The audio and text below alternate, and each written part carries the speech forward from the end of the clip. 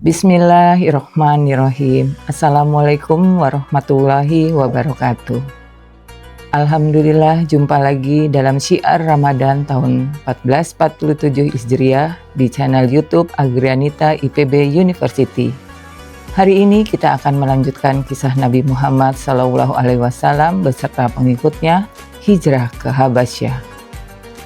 Kisah Rasulullah hijrah ke Habasyah. Allahumma sholli ala Muhammad wa ala ali Muhammad.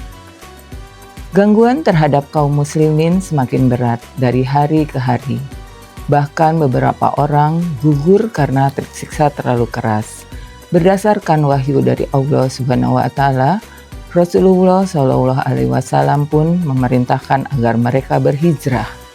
Wahai Rasulullah, kemana kami akan pergi? Rasulullah Shallallahu alaihi wasallam menasihati agar mereka pergi ke Habasyah yang rakyatnya menganut agama Kristen. Tempat itu diperintahkan oleh seorang raja dan tidak ada orang yang dianiaya di situ. Itu bumi yang jujur. Sampai nanti Allah Subhanahu wa taala membukakan jalan buat kita semua. Demikian sabda Rasulullah Shallallahu alaihi wasallam.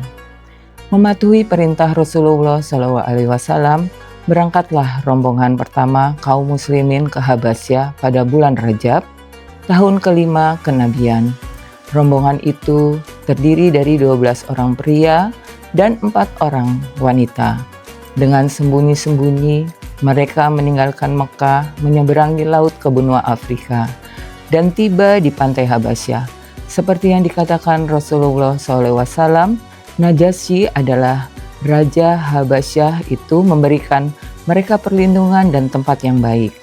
Kelak ketika mendengar bahwa orang Quraisy tidak lagi menyiksa kaum muslimin, mereka kembali pulang.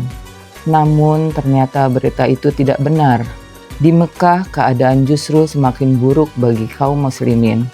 Mereka pun berangkat kembali ke Habasyah, kali ini dengan jumlah rombongan yang lebih besar, terdiri atas 83 orang pria dan 18 wanita yang dipimpin oleh Ja'far bin Abu Thalib.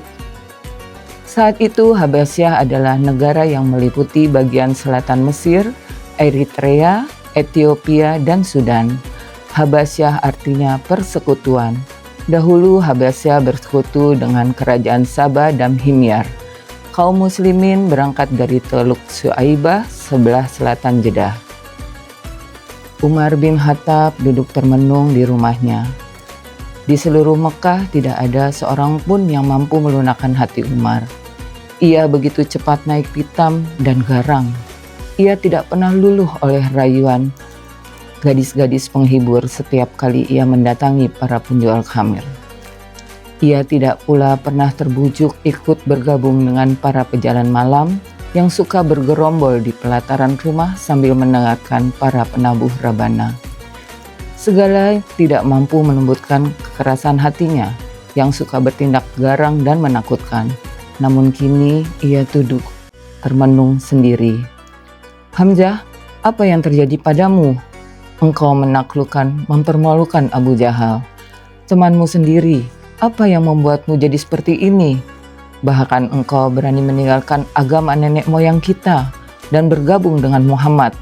Ini jelas akan membuat pengikut baru ini menjadi sombong dan besar kepala. Hamzah, bukankah engkau Abu Jahal, Khalid bin Khalid, dan aku telah bersama membuat Quraisy jadi suku paling disegani. Semua itu berkat kerja keras dan keuletan kita berempat. Suku-suku yang lain iri kepada Quraisy karena Quraisy memiliki kita. Ini semua gara-gara Muhammad. Hamzah tidak lagi mau meminum bersamaku. Betapa sepinya malam-malam tanpa Hamzah. Muhammad, engkau membuat pusing kepala orang-orang miskin, para budak, buruh kasar, dan perempuan lemah. Engkau membuat mereka berani menentang para majikan. Apa yang engkau sampaikan pada sebuah sihir? Muhammad, tegakah engkau melihat para pengikutmu pergi, meninggalkan tanah airnya ke Habasyah yang begitu jauh? Ini benar-benar keterlaluan. Aku harus membunuh Muhammad sekarang juga. Meski aku harus berhadapan dengan Hamzah, aku akan membunuhmu dan membuat Mekah kembali seperti dulu. Setelah berpikir begitu, Umar bin Khattab mencabut pedangnya. Amarahnya dengan cepat naik ke ubun-ubun. Dengan langkah-langkah yang tidak bisa dirintangi, Umar berjalan cepat menuju Darul Arqam. Matanya mengandung api dan pedangnya membara. Tidak seorang pun bisa menghalangi Umar jika ia sudah bertekad dengan sungguh-sungguh. Ummu Ubaidillah adalah seorang perempuan tua. Ia juga tetangga Umar bin Khattab. Setelah ia sekeluarga memeluk Islam, Umar suka mengganggunya. Padahal sebelum itu, Umar cukup hormat dan bahkan menyayanginya. Saat itu, Ummu Ubaidillah tengah membereskan barang-barang untuk dibawa hijrah ke Habasyah. Tiba-tiba hatinya berdebar. Ia melihat Umar bin Khattab melangkah dengan pedang terhunus. Karena tidak ada waktu lagi untuk lari ke dalam rumah, Ummu Ubaidillah bersembunyi di balik barang-barangnya. Hatinya berdebar tidak karuan. Tanpa sadar, ia menahan nafas ketika Umar semakin mendekat. Akan tetapi, Umar melihatnya dan berhenti. Jika engkau benar-benar akan berangkat, wahai Ummu Ubaidillah. Ummu Ubaidillah keluar dari tempat persembunyiannya. Ia heran karena suaranya Umar tidak terdengar marah seperti biasa. Ya, demi Allah, engkau telah menyakitiku dan menindasku. Aku akan benar-benar pergi ke bumi Allah hingga Allah memberikan jalan keluar bagiku, sahut Ummu Ubaidillah.